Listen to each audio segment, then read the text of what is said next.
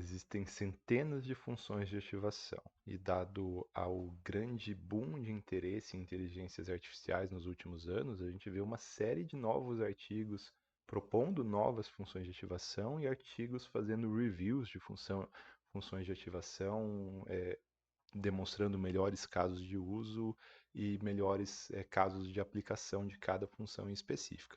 Mas o fato é que essas funções que a gente viu aqui, que são as funções clássicas, são efetivamente as funções de ativação mais utilizadas e para problemas particulares, provavelmente outras funções de ativação poderiam ser estudadas e aplicadas.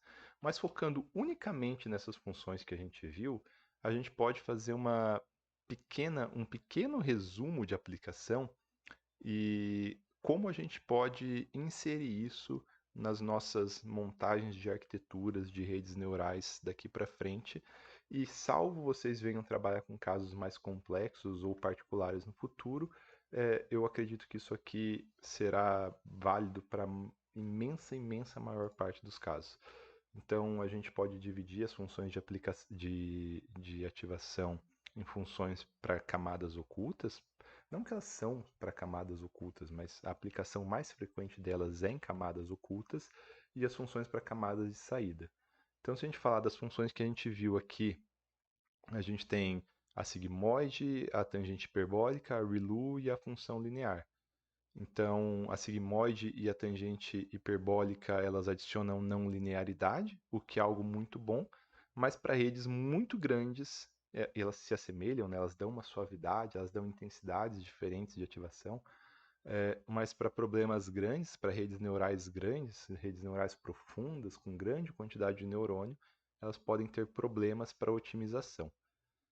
A ReLU certamente é a mais utilizada e quase que virou um padrão, na maior parte dos casos, usar a ReLU como, como função de ativação para camada oculta.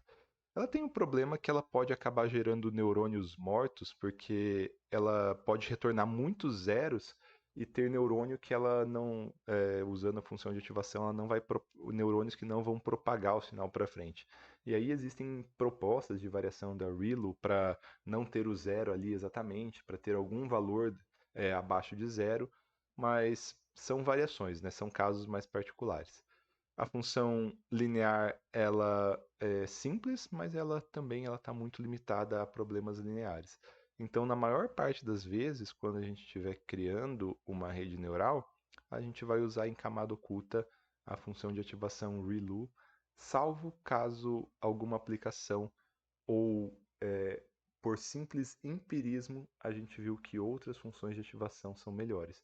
E esse é um dos casos complexos, né? Porque quando você está projetando uma rede neural, você vai ter uma etapa que você vai criar ela e aí você vai testar. Se outras, você pode começar usando o ReLU em todas as camadas ocultas, mas você pode acabar testando outras funções de ativação em uma ou outra camada específica para ver se não melhora o desempenho da rede neural. E para a camada de saída, normalmente a gente tem três funções sendo usadas, e aí depende muito do tipo do problema. Para a camada de saída, existem outras também, além dessas três, que podem ser muito utilizadas, mas aí depende basicamente do tipo de problema. Se é um problema de classificação binária, que é o caso do primeiro exemplo que a gente fez, a gente vai utilizar a função sigmoide. Se é um caso de classificação multiclasse, a gente vai usar a função de ativação softmax. Se for um caso de previsão, por exemplo, no primeiro exemplo lá do começo que a gente viu na aula zero, aonde eu nem falo sobre a rede neural especificamente, mas eu crio uma rede neural para prever o que acontece dentro de uma reação de um bioreator, todo o processo que acontece dentro do bioreator. E as saídas elas são contínuas, elas são um valor entre zero e alguma coisa muito acima de zero. Então, nesse caso, a gente usará funções de ativação sem função de ativação, ou a função linear, né? Que é a função que não modifica os valores de saída, permitindo que a rede preveja valores contínuos. Lembrando que, dependendo do seu problema, você vai utilizar outros tipos de saída, mas para um primeiro momento, para o nosso estudo introdutório das redes neurais, entender essas uma, duas, três, quatro 5 funções de ativação, considerando aqui a softmax, tá muito, muito mais do que bom. Então a gente tem 5 funções de ativação para brincar agora, sabendo que algumas são mais destinadas às camadas ocultas, algumas são mais destinadas às camadas de saída. Mas posso dar um exemplo bem rápido de como simplesmente entender a função de ativação pode nos permitir usar ela de forma melhor.